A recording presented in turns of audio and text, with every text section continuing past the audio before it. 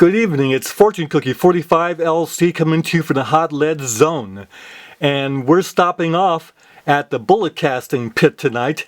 And the question is, well, what's better? The 45-45-10 lube system or the powder coat system? Now, none of these bullets need sizing because they drop out of the Lee mold, tumble lube mold, at the perfect diameter for the 44 Magnum. So no sizing needed. So what's the best way to lube them? Is it the 45-45-10 or is it the powder coat?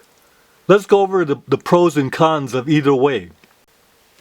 Now, some like to have the nice colorful bullets. And if you have to have colorful bullets, then you can't go with 45-45-10 because this just gives you this kind of a nice antique gray color, and that's it. You can't get anything else. One choice. But with powder coating, you have choices of any color under the rainbow. They make colors, they even make metallic colors, amazing types of colors that you can use. Depends on how much you want to spend for the powder. Well, which one shoots more accurately? And theoretically, there's no advantage. Either way should shoot accurately because what happens is both bullets will take the rifling well, whether you're shooting out of a handgun or a rifle, because if you have the bullet, the lead bullet sized correctly for your gun, you're going to have accuracy. Whether you use a 45-45-10 to lube or the powder coat to lube. Now for clean shooting, I haven't shot these yet, but based on the reviews that I've read, people are finding that you get no leading with powder coat. With 45-45-10, you might get minimal leading that you can clean out without too much trouble. But this powder coating will clean even easier. Both will get powder fouling, but no lead fouling over here. You might get a little bit with the 45-45-10, so a little bit of advantage to the powder coat. Now smoke. Anytime you have any kind of a waxy lube or alox, you're going to have smoke. So these will smoke more than these. Now that's important for action shooting competition. You want as low smoke as possible because you're going to be shooting at pretty rapid fire, doing double taps and triple taps and this kind of thing, and smoke will obscure your target. So this gives you an advantage here. This, if you don't mind the smoke, it's not a problem, but indoor ranges, you don't want to use alox in an indoor range. So the advantage for indoor range shooting goes to the powder coat. On the subject of economy, the 45-45-10 will beat out the powder coating because the powder is more expensive than this, and with the 45-45-10 system, you do not need to have an oven.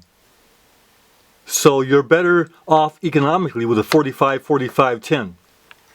Where the 45-45-10 is superior is in the amount of time and work required to do the 45-45-10. You can do all of these bullets in about a total time commitment of anywhere from 10 to 12 minutes, depending on how fast you are. But that's the total amount of actual time you spend doing this number of bullets with the 45-45-10.